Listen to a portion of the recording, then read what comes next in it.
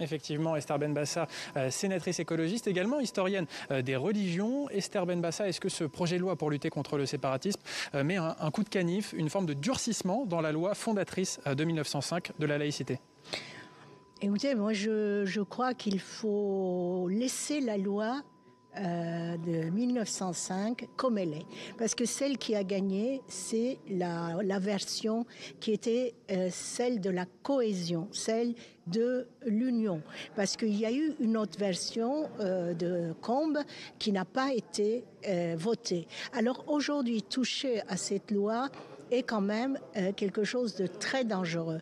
La liberté de culte existe en France, c'est dans la loi de 1905, mais ce que je critiquerais, c'est l'attitude des gouvernements, enfin, ce gouvernement aussi, bien sûr, de ne pas appliquer la loi de 1905. Qu'est-ce qu'on a besoin d'une nouvelle loi lorsqu'on a déjà une loi qu'on n'arrive pas à appliquer? Et en plus, c'est une loi stigmatisante, parce que ce matin, j'ai entendu le rabbin, le grand rabbin de France, j'ai entendu les pasteurs hier, l'évêque, et tout le monde, enfin le rabbin critiquait moi, le grand rabbin, mais tout le monde critique cette loi qui aussi aura des répercussions sur les autres religions. Mais en vrai, c'est l'islam qui est visé, puisque le ministre, M. Darmanin, a fait même un livre qui s'appelle « Le séparatisme islamiste manifeste pour la laïcité ».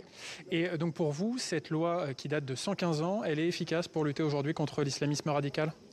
D'abord, l'islamisme radical, ce n'est pas l'islam dans son ensemble, c'est vraiment ici et là des sortes de poches islamistes.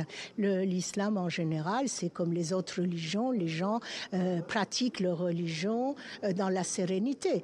Mais qu'il y ait islamisme, ça n'appelle pas une telle loi qui est restrictive et qui quand même remet en question pas mal d'acquis de 1905. Et je dirais en tant qu'historienne des religions qu'on n'a jamais, mais jamais réformé une religion par le haut.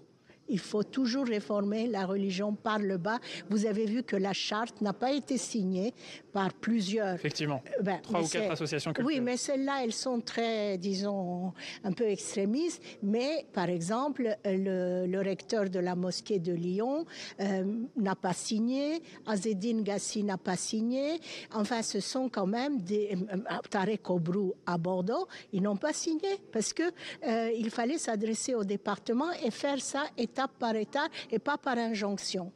Merci beaucoup Esther Benbassa. Donc oui, eh bien l'intérêt ce serait une réforme.